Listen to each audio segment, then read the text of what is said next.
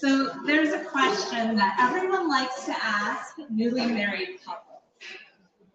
How is married life treating you? And I don't think when people ask this, they want a real answer. And I think most newlyweds, normal newlyweds, just say great. I have never mastered socially appropriate. So whenever I was asked how married life was treating me 9 years ago after Danny and I were first married, I would always tell them, it is like having a sleepover every night with your best, most annoying friend.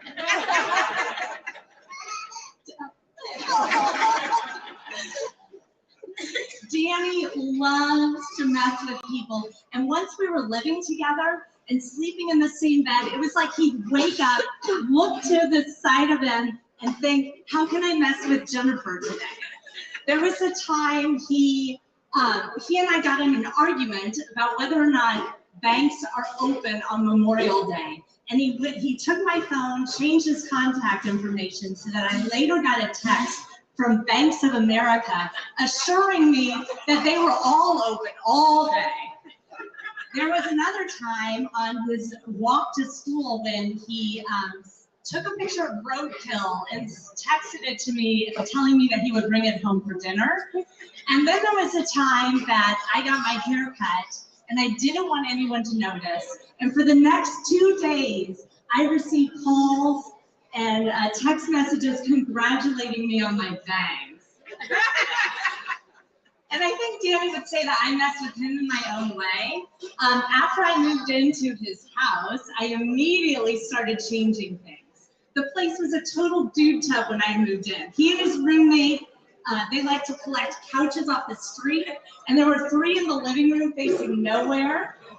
There was the extra bedroom they were using for storage, but it was more of a dumping ground. I think I found food in there.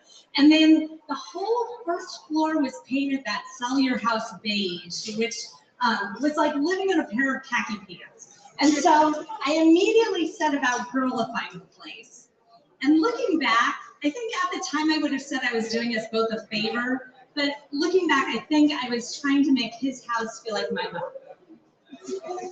I don't know exactly when Danny's house became my home, but I do know the day I realized it was. I got home from, I was a teacher, I got home from school that day, and Danny was standing in the front yard, and he said, I think we've had a break-in.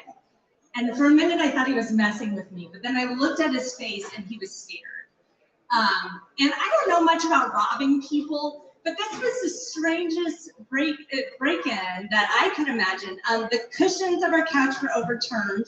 And later on, Danny and I would joke that when the thieves came into our house, they took one look at our box TV and then kicked the couches off in disgust.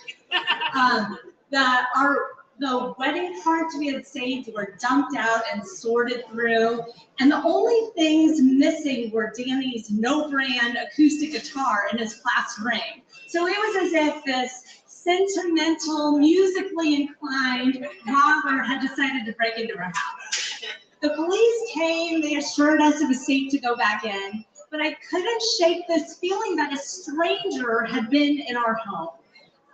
This stranger had seen where we sleep and eat and watch our boxy TV. They knew what we looked like from our photographs. They probably knew our names. And I just had this feeling that the stranger was still lurking in our attic or basement, which I know is crazy. But I started having these recurring nightmares about the break-in.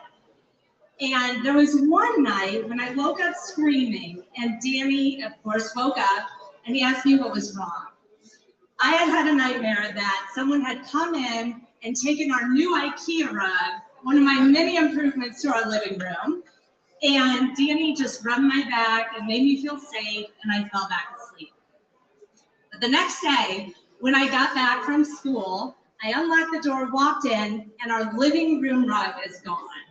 And in that moment of confusion / slow realization, Danny rounds the corner and yells, "We've been robbed!" And I never had another nightmare about a break-in because I think I realized that no stranger could be stranger than my best, most annoying friend.